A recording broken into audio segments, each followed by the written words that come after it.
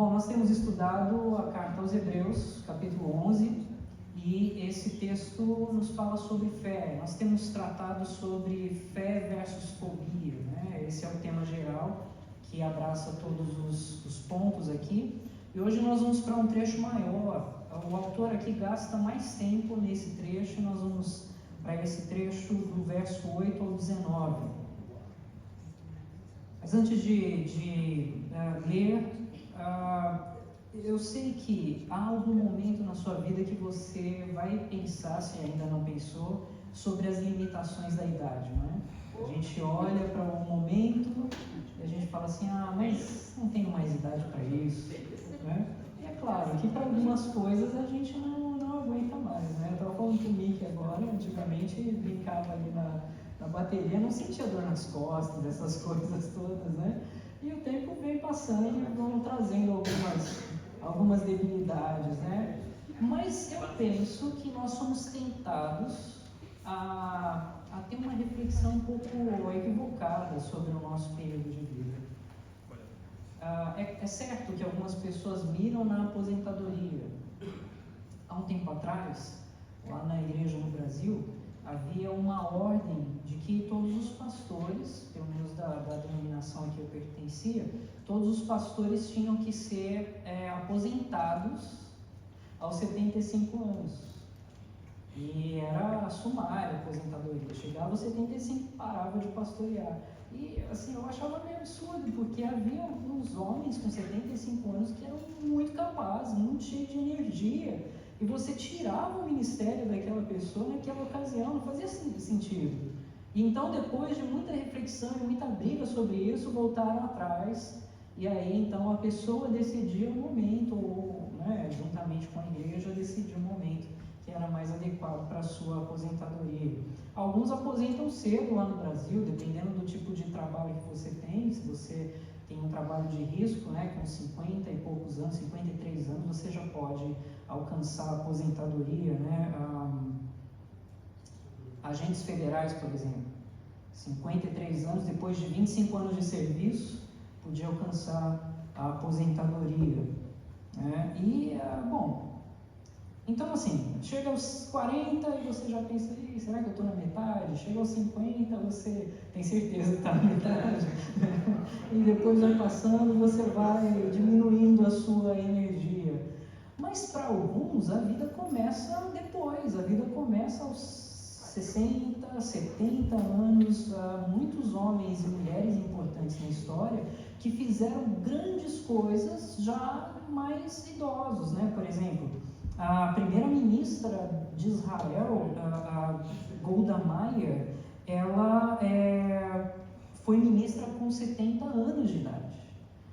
Foi primeira-ministra. Ronald Reagan, aquele famoso presidente dos Estados Unidos, ele presidiu com 69 anos. Hoje tem um presidente que tem 81 anos, o Biden, e a possibilidade de um próximo presidente aí, assumir com 78 anos, 78, 79 anos, se o Trump ganhar, não sei o que vai ser, ainda está nessa disputa aí, mas vamos ver, e orar por isso, para que Deus dê graça para que as coisas caminhem, As notícias estão caminhando em todo lugar, graças a Deus. Mas vamos voltar aqui. Bom, a gente tem histórias de que outros homens serviram, mais velhos, nos Estados Unidos. Alguns homens, Benjamin Franklin foi um dos homens que assinou a Constituição dos Estados Unidos. Ele tinha 81 anos quando participou disso, E a gente lembra das histórias bíblicas também. A gente lembra de Moisés. Moisés foi chamado por Deus com 80 anos. Tem ideia do que é isso? E depois ele passou mais 40 anos conduzindo o povo. Você tem Caleb, chamado por Deus com 85 anos para entrar em batalha. Ele batalhou e venceu. 85 anos. E você tem Abraão, que aos 75 anos, Deus vem até ele com uma promessa muito doida, de que ele teria um filho. e não teve até os 100 anos. E com 100 anos, então, uma nova jornada, um novo passo começou na vida dele. E é sobre esse personagem que agora o autor aos Hebreus foca a sua atenção. Então eu quero que você, se você tem uma Bíblia aí, abra em Hebreus capítulo 11, nós vamos ler do verso 9, do verso 8 até o verso 19. Então é um longo trecho aqui, acompanhem a minha leitura. Se você tiver uma Bíblia, leia juntamente comigo. Hebreus 11,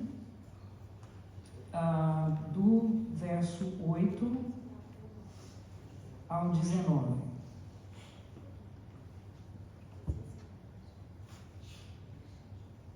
Ok. Diz assim: pela fé, Abraão, quando chamado, obedeceu, a fim de ir para um lugar que devia receber por herança, e partiu sem saber aonde ia. Pela fé peregrinou na terra da promessa como em terra alheia, habitando em tendas com Isaque e Jacó, herdeiros com ele da mesma promessa, porque aguardava a cidade que tem fundamentos, da qual Deus é o arquiteto e edificador.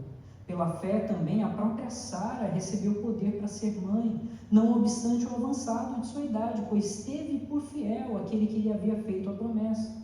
Por isso também de aliás já amortecido, saiu uma posteridade tão numerosa como as estrelas do céu, e inumerável como a areia que está na praia do mar. Todos estes morreram na fé, sem ter obtido as promessas, vendo-as, porém, de longe, e saudando-as, confessando que eram estrangeiros e peregrinos sobre a terra. Porque os que falam desse modo manifestam estar procurando uma pátria. E se na verdade se lembrassem daquela de onde saíram, teriam oportunidade de voltar. Mas agora aspiram a uma pátria superior, isto é, celestial.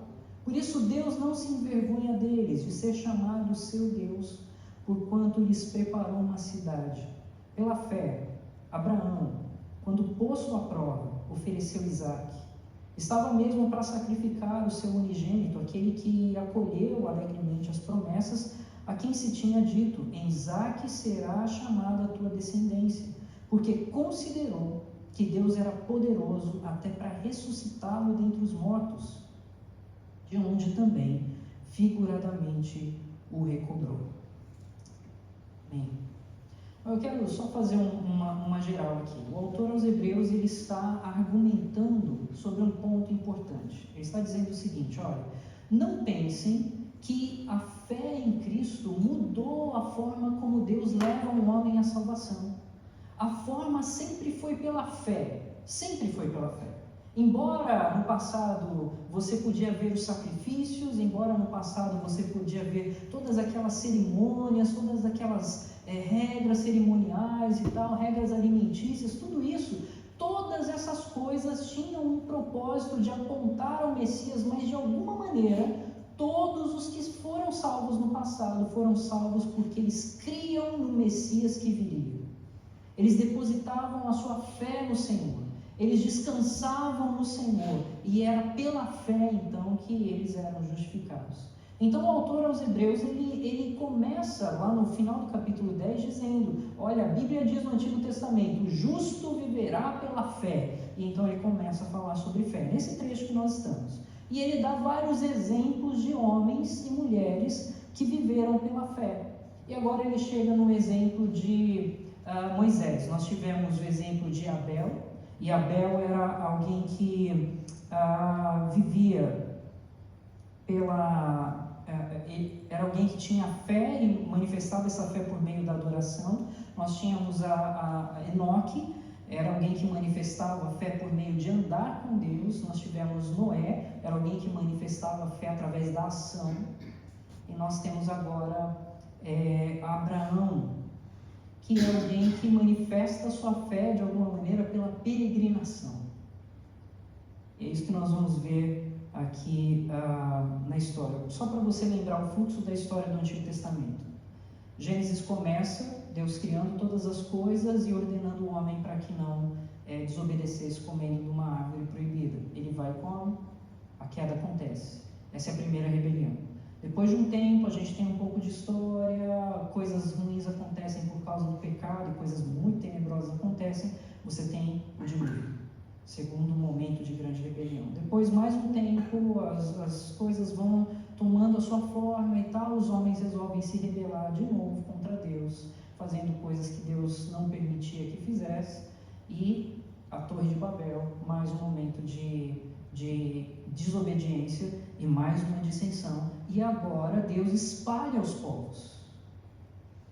Não há mais ninguém debaixo dos seus cuidados, mas ele resolve levantar um homem, e ele diz: desse homem eu farei uma nação, que será luz para as outras nações, e que mostrará então essa nação como é uma vida com o poderoso e verdadeiro Deus, Criador de todas as coisas. Esse é o fluxo da história ali, até a gente chegar no capítulo 12 de Gênesis, onde conta a história de Abraão, como Deus chama Abraão para uma nova experiência de vida.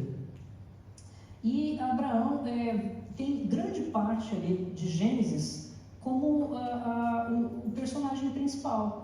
A metade do livro de Gênesis, basicamente, fala de Abraão. Você tem 14 capítulos ali contando a história de Abraão. Então, há uma preocupação do autor do texto em mostrar a importância que esse personagem tem. É a forma que ele impactou a vida e como dele, então, vem toda uma esperança de uma descendência transformadora e, finalmente, por meio dele viria o Salvador. Nós temos no Novo Testamento, depois, muitas vezes Abraão sendo citado. Então, Abraão é citado em Romanos, na Carta aos Gálatas, ele é chamado de o pai de todo aquele que crê. Depois, ele é chamado de amigo de Deus. E essa parece ser um tipo de nome que os árabes davam a Abraão, inclusive. Ele era chamado de Al-Halil.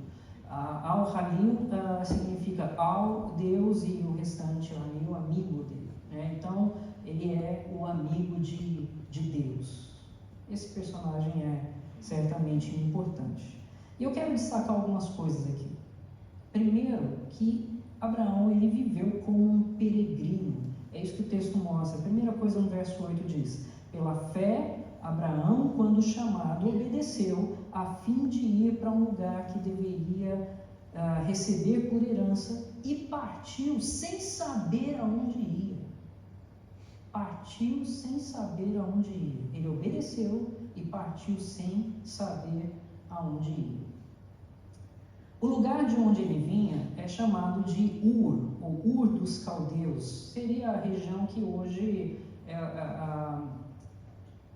a localização do Iraque. Seria aquela região.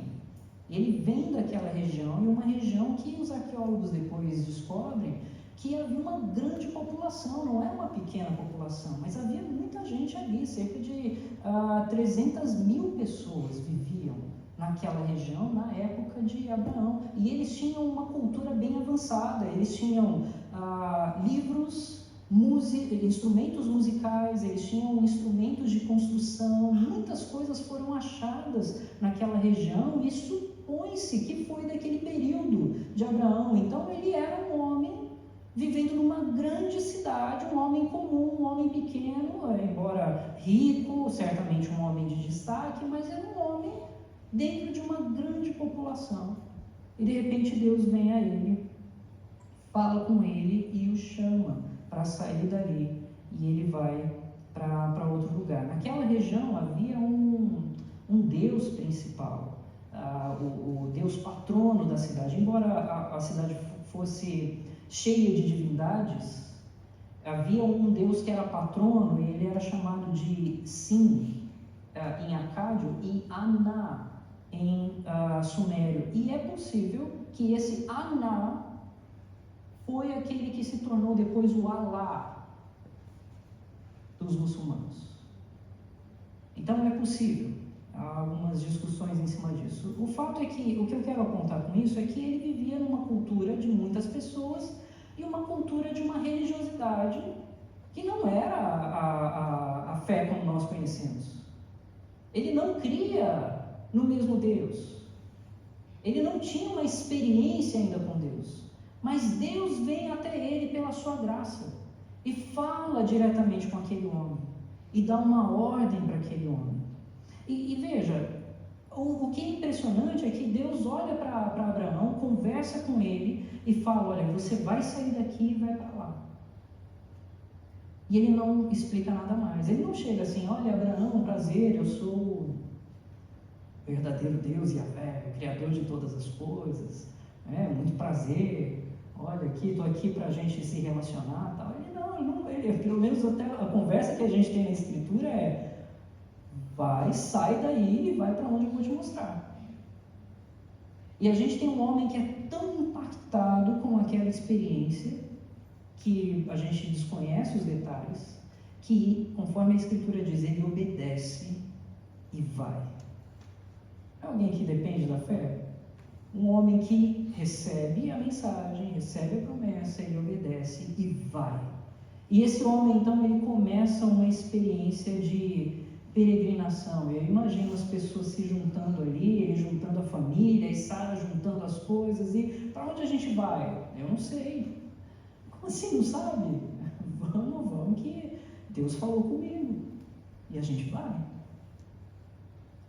Para tomar uma atitude dessa, exigia-se, sem dúvida, uma verdadeira fé.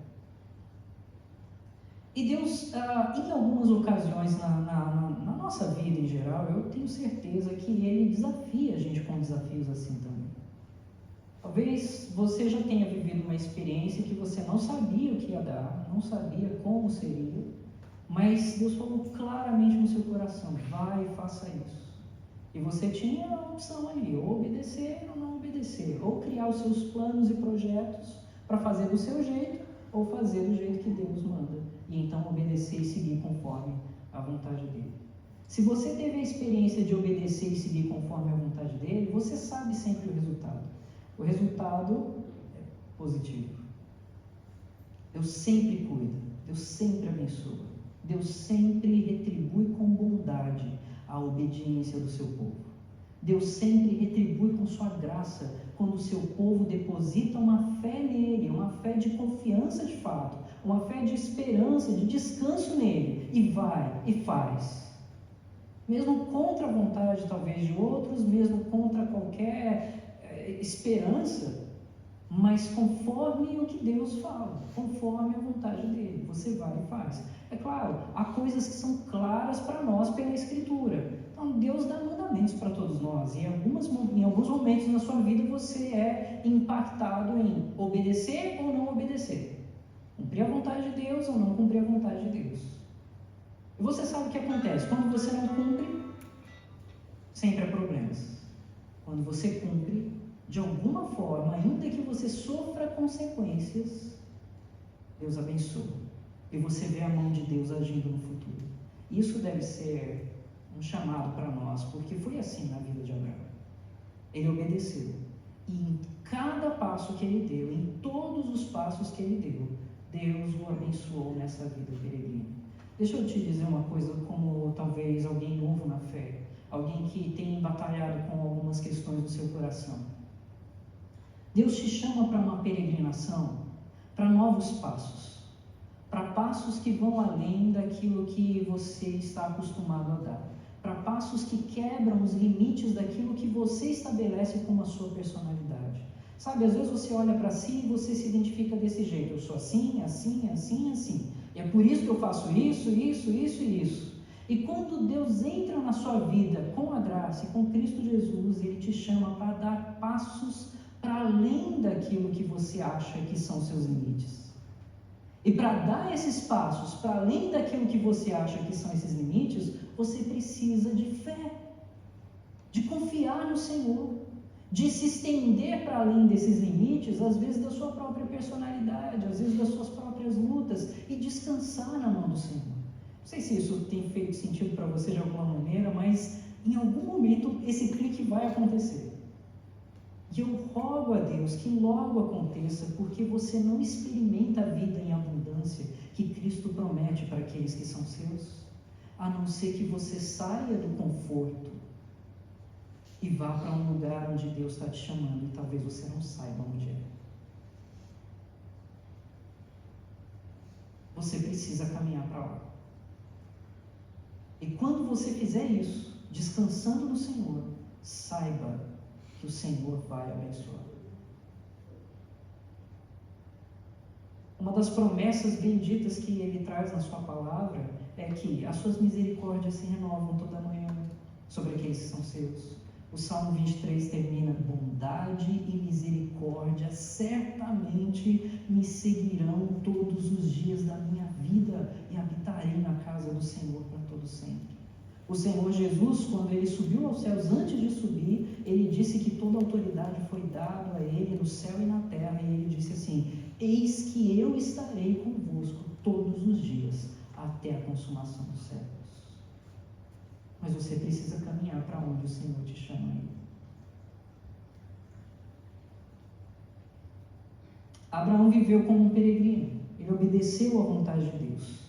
E Deus o conduziu para uma jornada de transformação, uma jornada de bênçãos, uma jornada de recebimento das promessas do Senhor sobre ele, e tudo isso porque depositou a sua fé nesse Deus e obedeceu, e seguiu, e andou como peregrino. Ele não se agarrou a tanto às coisas que ele tinha, porque Deus podia fazer qualquer coisa. Ele seguiu a ordem do Senhor. Ele viveu como um peregrino. Ele viveu também por uma promessa. Verso 9 diz assim: pela fé peregrinou na terra da promessa como em terra alheia, habitando em tendas com Isaque e Jacó, herdeiros com ele da mesma promessa. Ele viveu por uma promessa. E o que é interessante na promessa que Deus dá a Abraão, não é que, olha, Abraão, você vai ser o cara. Abraão, você tem todos os skills, né, todas as habilidades que eu preciso então para fazer a minha obra. Não é isso. Deus olha para Abraão e diz assim: eu farei de ti uma grande nação. Eu o abençoarei. Eu estarei contigo e te protegerei. E por que isso foi importante para Abraão e por que isso é importante para nós? Porque diante de alguns desafios, a gente vai olhar para a nossa bagagem. E a gente vai avaliar se a gente tem a capacidade adequada para isso, se a gente tem aquela skill, se a gente tem, né, aquela habilidade para isso e para aquilo. E o ponto não é esse, nunca foi, e nunca foi para Abraão também. O ponto foi: eu, o Senhor, estarei contigo. Eu, o Senhor, farei de você uma grande nação. Então veja, se você está temeroso em seguir para os passos que Deus te chama a dar, porque você acha que não tem as habilidades para isso, que ainda não tem força o suficiente, não tem a capacidade mental adequada para isso, olha, eu quero dizer que não é sobre você, e nunca foi. A história não é sobre você, não é sobre mim, é sobre o nosso Senhor. E é o que o Senhor faz na minha história, o que o Senhor faz na minha vida, o que o Senhor faz através de mim, e o que o Senhor fez na vida de Abraão. É o Senhor quem faz. E baseado nessa promessa, é que ele podia confiar. Era um homem rico? Sim, mas não foi alguém que dependeu da sua riqueza. Era um homem de destaque na sua sociedade? Certamente. Mas não foi alguém que dependeu desse destaque. Ele abandonou tudo, saiu da sua parentela e foi para uma terra que ninguém sabia, nem ele sabia. Mas ele foi por quê? Porque Deus disse: eu farei isso. Eu estarei com você. Eu multiplicarei a sua geração. E essa é uma mensagem tão bendita para mim e para você. Porque não é pela minha força, louvado seja Deus por isso. É pela graça de Deus. É pelo poder do Senhor. É por aquilo que Ele faz através de mim. É por aquilo que Ele pode fazer através de mim e através de você. Então eu não preciso me preocupar com o tamanho da minha bagagem. Eu não preciso me preocupar com as habilidades ou os recursos. O que eu preciso me preocupar é em obedecer e me submeter ao Senhor. E quando eu faço isso, o Senhor abençoa. Não diz a Bíblia? Buscai, pois, o reino dos céus e a sua justiça, e o quê? Todas as outras coisas vos serão acrescentadas.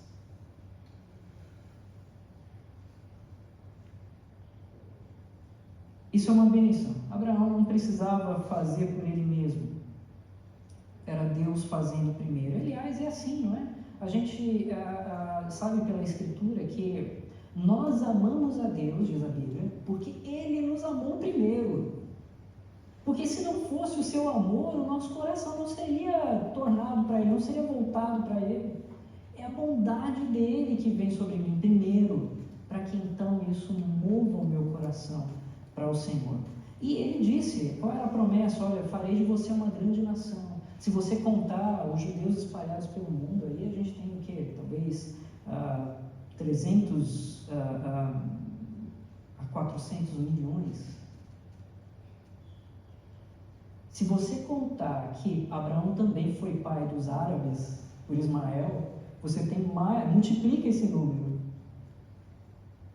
E se você contar que sempre houve muitos casamentos, muitos cruzamentos ali, muita gente ainda é contada debaixo dessa descendência maior do que se pode imaginar, né? Diz a Bíblia ali que era mais do que se poderia contar pelo número de estrelas nos céus.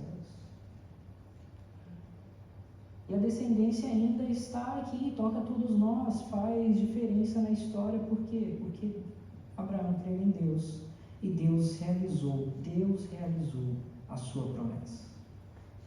Nós lemos no texto que ele realizou em um corpo amortecido, tudo isso para mostrar que não era por ele, não era pelo homem, não era pela habilidade ou a força ou o vigor de um homem e de uma mulher, mas era pela graça e pelo milagre de Deus agindo, pelo poder de Deus. Então ele foi um homem que viveu por uma promessa, ele foi um homem que viveu por sua paciência também. Viveu como peregrino, viveu pela promessa, viveu por sua paciência. Eu quero ler aqui o verso 11. Diz assim: pela fé também, a própria Sara recebeu poder para ser mãe, não obstante o avançado de sua idade, pois teve por fiel aquele que lhe havia feito a promessa. Por isso também de aliás, amortecido, saiu uma posteridade tão numerosa como as estrelas do céu e inumerável como a areia que está na praia do mar. O primeiro encontro que Deus teve com Abraão, ele tinha 75 anos. Já era impressionante o que Deus falou para ele: olha, eu vou fazer de você uma grande nação. Como vai fazer uma grande nação? Veja, ele não duvidou, mas quem ouvisse uma história dessa ia ficar um pouco chocado. Como é que um homem desse, 75 anos, ia ser pai de uma grande nação? Era um homem que já vivia com alguma coisa no coração, porque, veja, o nome dele é Abrão, pai grandioso. Esse era o significado do nome dele. E ele, imagina, né, as pessoas passando por lá e aí conhece, né, aquele, tem um homem muito gente boa, e um senhor muito querido e tal, né, e passa lá para conhecer, como é que é o nome do senhor? É pai grandioso. Que legal, quantos filhos o senhor tem? Nenhum. 75 anos, e o pai grandioso não tinha nada. E aí Deus vem e faz a promessa para ele: olha, de ti sairá uma grande nação. E esse homem confia na promessa, mas ele espera para que isso aconteça. E ele espera durante 25 anos. 25 anos. Quando ele tinha 86 anos, Deus fala com ele de novo, aparece diante dele e fala com ele: olha, eu quero reafirmar, de ti eu farei uma grande nação. E ali há um contexto meio de tensão na história bíblica, porque ele fala assim: olha, Senhor, como é que o Senhor vai fazer isso? Porque quem é o meu herdeiro é Eliezer da minha casa, ele não é meu filho. Como é que eu vou fazer uma grande nação? Naquela ocasião, assim, eu estou contando bem por cima a história, tá? Porque é cheio de detalhes, mas há uma ocasião que Sara riu, ela ouve a conversa e ela ri para si, ela fala, como é que vai? E aí o Senhor até dá uma bronca nela, chama ele para fora, chama ela e fala assim, por que você riu? Eu falei, e vai acontecer. Ele chama Abraão e ele fala, olha, tá vendo as estrelas do céu? Você não consegue nem contar quantas tem. Vai ser maior do que esse mundo, muito maior. E ele guarda e confia naquela promessa do Senhor. Mas Sara tem aquele momento. E quando a gente lê ali em Hebreus, parece que, olha, não teve esse momento de dúvida, né? Parece que a gente está lendo duas histórias diferentes, porque lá em Gênesis fala que, né, ela teve um momento ali que ela riu em si, mas um riso meio de dúvida, e depois ela é até corrigida pelo Senhor, mas ali o texto bíblico destaca que ela confiou. Eu sei que alguma coisa aconteceu no coração dela. Embora ela tenha feito algo não muito legal, né? Vocês sabem da história? Ela pega a sua serva, jovem, e faz uma coisa horrorosa. Fala para a jovem se deitar com seu marido. E essa aí é que vai dar descendência para ele. E eu vou tomar esse filho para mim. Assim, se você pensar nos detalhes da história, é uma história horrorosa. Horrorosa. Força uma menina a se deitar com um homem velho. Essa menina engravida, tem um filho, e ela fica enciumada, briga com essa menina o tempo todo, assim, é uma bagunça a história. Porque se você faz uma coisa dessa, você não espera que o final vai ser bom, né? E de fato, muitas coisas ruins acontecem naquela experiência de vida daquele menino, a experiência com o pai e tudo mais. E no coração de Sara também, que briga, enciumada e tal. Mas a Bíblia em Hebreus destaca que ela ainda assim confiou no Senhor. E veja, eu acho que há algo bonito nisso. Porque Deus, na sua graça, não deixa de mostrar os nossos erros, mas Ele, com a sua bondade, não fica destacando os erros.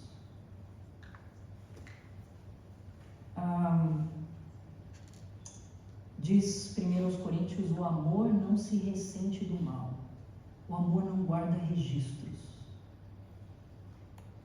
E Deus não guardou a pressão, vamos dizer assim, em cima da história, embora nós sabemos. Deixa eu te dar outros exemplos.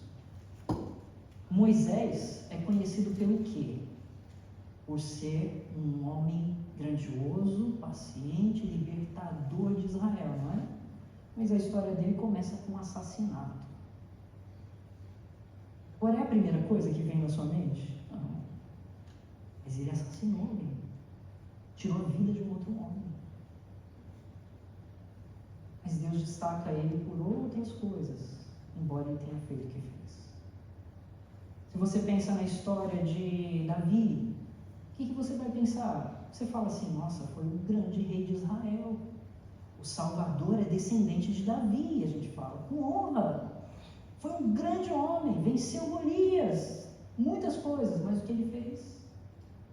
Não adulterou, não colocou lá um plano em que matou o marido da mulher com quem ele adulterou. Mas é isso que a gente guarda no coração. A gente sabe dessas histórias, mas Deus, na sua graça, abençoa e transforma. E eu quero dizer para você que, olha, talvez você já tenha feito muita besteira na sua vida. Talvez você se prenda a essas besteiras, a essas bobagens todas. E talvez você não dê passos maiores na caminhada de fé por causa dessas bobagens. Eu quero te lembrar que a graça transforma, te dá nova esperança, te dá novo dia, restaura, te joga para frente e faz com que coisas do passado fiquem no passado, para que tudo se faça novo.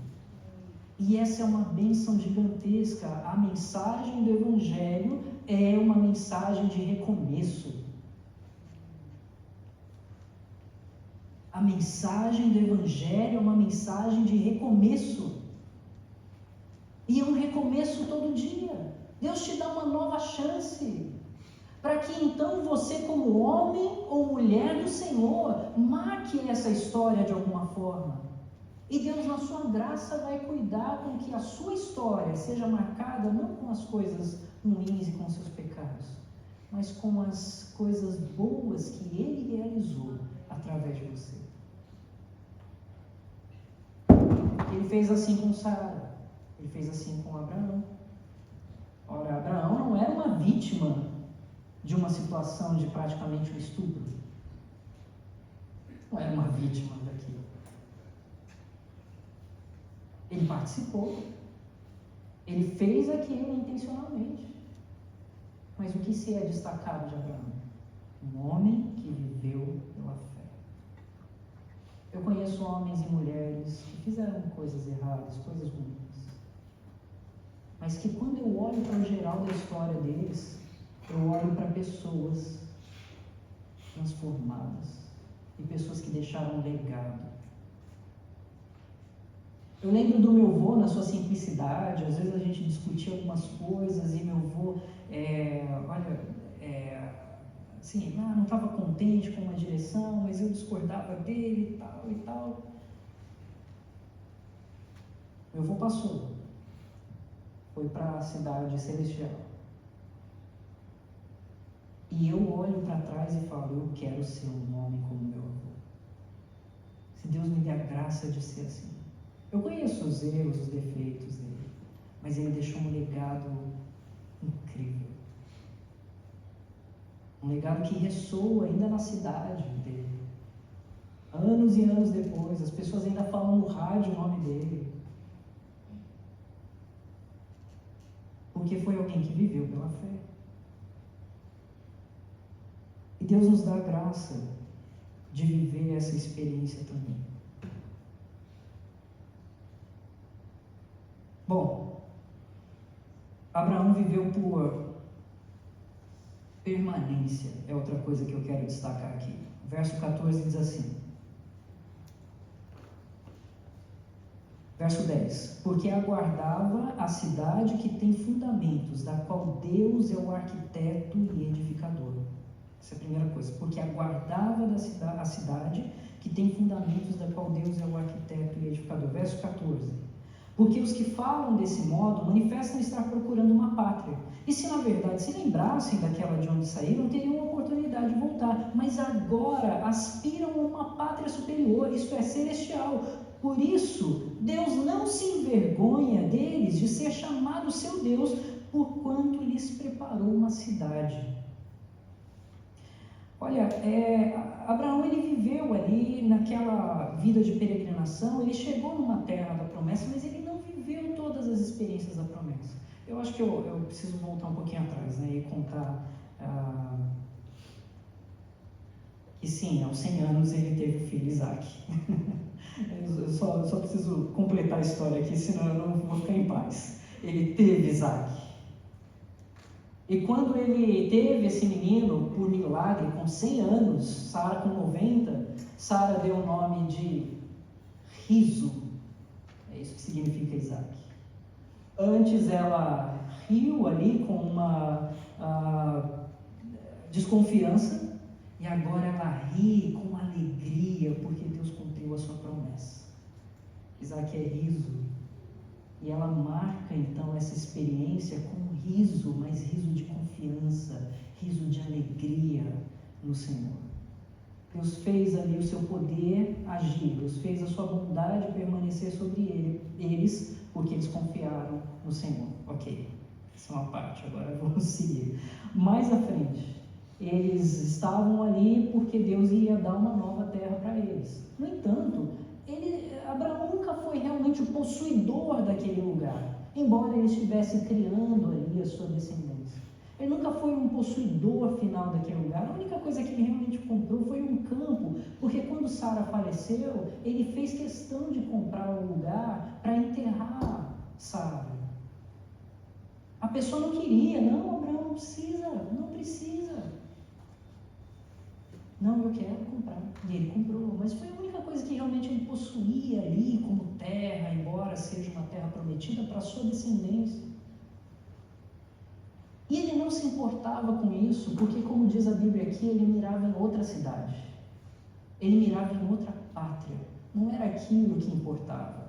Há uma ocasião em que ele está com o sobrinho dele, eles ali têm uma disputa, os trabalhadores do sobrinho disputam com os trabalhadores deles, aí chega um ponto que eles dizem, olha, não está dando mais, a gente vai ter que se separar.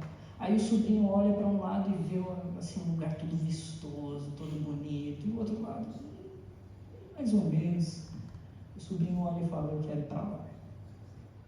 Ai, Abraão vai para lá. Chega lá, é uma bagunça. E acontece uma outra história que eu não vou tratar agora. Mas ele vai para o outro lado. E naquele outro lado, Deus abençoa com provisão e cuidado, e ele prospera e tudo mais. Por quê? Porque ele não estava preocupado com isso. Ele estava preocupado em obedecer e depender do Senhor, porque o coração dele não estava nas coisas daqui. E essa é uma coisa que nós precisamos aprender pela fé. Essa vida de peregrino, ela nos faz caminhar para além daquilo que é o já, o aqui e agora. Se você anda muito apegado às coisas do aqui e agora, eu tenho que conseguir isso, eu tenho que conquistar aquilo, eu tenho que alcançar esse nível de salário e tudo mais, se você anda muito apegado a isso, olha, cuida do seu coração, você não está caminhando no caminho bom, não. Porque a nossa cidade, o nosso descanso não está aqui. Para nós existe um além, existe uma eternidade. E quem vive com o coração focado na eternidade, vive uma outra experiência de vida. Você quer viver a liberdade que Deus te dá? Então viva com o coração focado na cidade celestial e não na cidade de Vancouver. Porque a cidade celestial é onde Deus abençoa o seu povo com comunhão. Veja, é tão bonito que seja uma cidade, não é? Não é só um lugar, não é só encontrar Deus, embora a Bíblia fale muito do reino, e essa linguagem também é poderosa, mas cidade é um lugar de pertencimento, de junção, de pessoas, de comunhão. Se você tem um lugar e você não tem pessoas, você não tem uma cidade. O que faz a cidade? São as pessoas. E ele diz, olha, ali eu vou te dar uma cidade celestial, onde o meu povo está junto, onde o meu povo se reúne comigo, onde você e mais muitos milhares se juntam diante do seu Deus. E é ali que o seu coração precisa mirar. Porque as coisas dessa terra, tudo passa, tudo se perde, traça, ferrugem, corroem, ladrões escavam e roubam.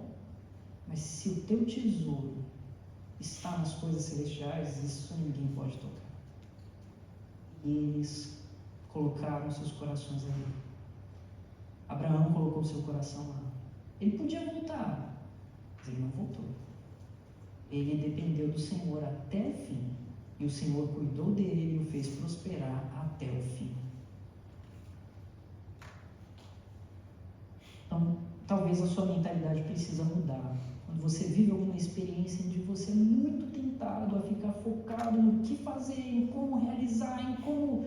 Olha, começa a pensar no reino celestial, começa a descansar no Senhor, obedecer ao Senhor, e o Senhor vai fazer, o mais Ele fará.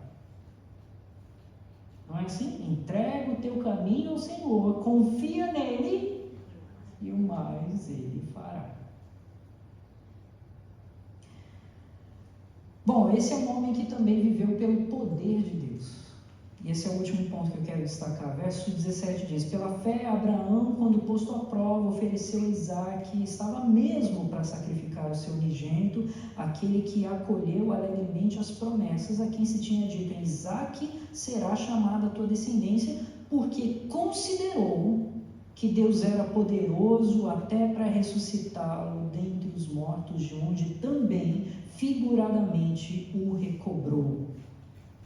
Porque considerou que Deus era poderoso até para ressuscitar.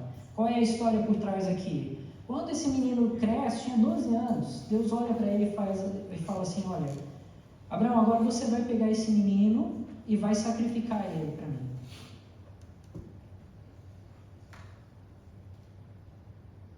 A Bíblia não nos conta detalhes do que acontece no coração de Abraão, mas nos conta que esse homem pegou o menino e saiu com ele com uma caravana e foi seguindo em obediência a Deus. E quando ele chega perto, ele fala para os seus ajudadores, ele diz, esperai aqui com o jumento, eu e o rapaz iremos até lá e, havendo adorado, voltaremos para vocês, para vós outros. Então ele vai e prepara o lugar. E o menino certamente ajuda. E eu fico imaginando o que se passa no coração daquele homem, não é? Porque todas as promessas estavam vinculadas àquele menino. Todas. Tudo que Deus tinha falado desde o começo se encontrava ali. E parecia loucura aquele momento, olhando de um ponto de vista externo, mas ele tinha que obedecer, e ele estava em obediência ao Senhor. E agora é Hebreus que nos conta algo que acontecia no seu coração. Diz ali que ele considerou que Deus era poderoso para ressuscitar esse menino. A palavra por trás no texto grego é logizomai, de onde vem lógica. Ele refletiu, ele pensou, ele raciocinou sobre as coisas. Então eu fico imaginando na noite que passou e aquele homem lá, tá muito estranha essa história, né? Ou Deus é inconstante, meio maluco, ou então Deus é poderoso para ressuscitar. Ou uma coisa ou outra. Eu acho que ele é poderoso para ressuscitar. Ele considerou. E alguns dizem que até na fala que ele tem aos servos, ele diz assim, olha, eu e o rapaz vamos adorar a Deus e nós voltaremos até vós. Alguns dizem que o fato dele dizer nós voltaremos implicava de que esse raciocínio estava bem firmado no seu coração. E ele vai lá e prepara aquelas coisas, prepara ali e tal, e quando ele está para levantar a faca, a espada ali para acabar o menino, tirar a vida do menino em sacrifício, o Senhor aparece novamente. Fala, não, calma, para. Você é fiel, você é zeloso, você perseverou até o fim, você confiou. E deu o sacrifício no lugar do menino. Então diz o texto aqui que é de onde figuradamente o recobrou da própria morte. E Deus continuou a história. E há muita história para Abraão aqui. Eu poderia passar meses falando da história de Abraão. Deus o abençoou por quê? Porque ele perseverou, porque ele confiou, porque ele descansou, porque ele andou na graça do Senhor. E coisas que pareciam impossíveis, ele considerou como possíveis, porque Deus é um Deus de poder. E ele viveu, então, pelo poder de Deus. Um poder que deu vida, ou deu força a um corpo amortecido, deu vida a um menino de forma milagrosa, fez desse menino uma grande nação. Um Deus que era poderoso no raciocínio dele, até para ressuscitar. Coisa que não se tinha visto até então, mas Deus podia fazer. E ele confiou nesse Senhor e nesse poder de Deus. Há tanta coisa para aprender aqui, não é? A minha esperança é que alguma coisinha você tenha aprendido essa noite, alguma coisa tenha tocado o seu caminhar, alguma coisa tenha tocado o seu coração de tal forma que você esteja disposto a dizer, ok, Senhor, se o Senhor disser, eu vou. Se o Senhor disse, eu quero obedecer. E eu quero descansar no Senhor. Porque eu sei que o Senhor é poderoso para fazer a sua obra. Eu sei que o Senhor é poderoso para fazer essa obra através de mim, se o Senhor quiser. Eu sei que o Senhor é poderoso para fazer qualquer coisa, até aquilo que se parece impossível. Mas eu confio no Senhor, que é todo poderoso.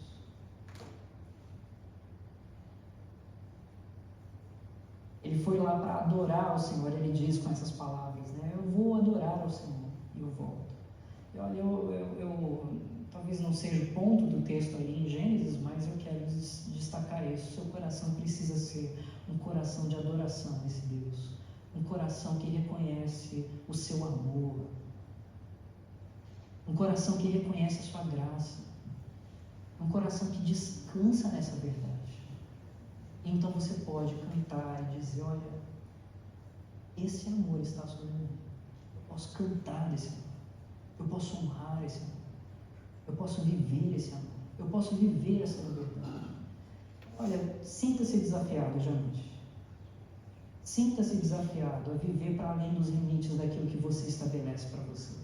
Sinta-se desafiado a viver debaixo do Senhor. Sinta-se desafiado a crer no Senhor quando tudo parece impossível. Sinta-se desafiado a cumprir a vontade do Senhor, ainda que você possa sofrer alguma consequência. Mas saiba que no fim de tudo, Deus abençoa com graça aqueles que obedecem e perseveram até o fim. A Bíblia diz isso o tempo todo. Então não dê passos para trás. Dê passos para frente. Dê passos do Senhor. Dê passos de fé. E ande, viva como um peregrino nessa terra. A glória do Senhor. Vamos orar. Ó Deus, obrigado pela tua bondade. Obrigado, ó Deus, por essas histórias marcantes na tua palavra que nos ensinam tanto, ó Deus. Há tantas coisas para aprender aqui, há tantas lições que são levantadas, ó Deus, pelo Senhor. Nós queremos, ó Deus, te adorar, nós queremos, ó Pai, te exaltar, cantar, ó Deus, sobre o teu amor, a tua graça, a tua bondade. Celebrar, ó Deus, o teu cuidado sobre aqueles que são seus, ó Deus. Nós queremos obedecer-te, ó Pai. Nós queremos, ó Deus, viver essa experiência de uma vida liberta em Cristo Jesus. Viver, ó Deus, a vida plena, que só é vivida para aqueles que ultrapassam os limites que se estabelecem sobre si, para agora viver para além desses limites, debaixo da tua graça. Ó Deus, o Senhor nos chama para isso. O Senhor nos fala para sair do nosso conforto e obedecer a tua voz. Dá-nos graça para fazer isso, ó Deus. E fazendo isso, ó Pai, dá-nos graça para que a nossa história seja inspiradora, para que o nosso legado, ó Deus, deixe, ó Deus, uma descendência, não só numérica em termos de filhos, ó Pai, mas deixe uma descendência de impacto na vida de pessoas, ó Deus. E que esse impacto mude, transforme, molde, ó Deus, gerações. Assim como esses homens do passado fizeram, ó Deus, o Senhor pode fazer através de nós. É o Senhor que pode. O Senhor pode todas as coisas. Nós confiamos e descansamos no Senhor. E queremos, ó Deus, que a tua bondade, a tua graça seja lembrada, ó Deus, por todos nós, todo dia. Obrigado pelas tuas promessas, ó Deus. São gerais para nós. As promessas gerais são que a sua misericórdia se renova, as promessas gerais são que a sua misericórdia nos persegue, que a tua bondade, ó Deus, nos persegue, que o teu amor é constante, ó Deus, que o Senhor não abandona aqueles que são seus e o Senhor honra aqueles que perseveram. Dá-nos graça para sermos homens e mulheres assim, para a honra do teu nome, para o bem do teu povo, para que a tua história se cumpra nessa terra. Em nome de Cristo Jesus, o Rei e Salvador, que veio da descendência de Abraão, para nos trazer a bendita salvação. Em nome dele é que nós oramos. Amém. Amém. Quero convidar a equipe de cântico.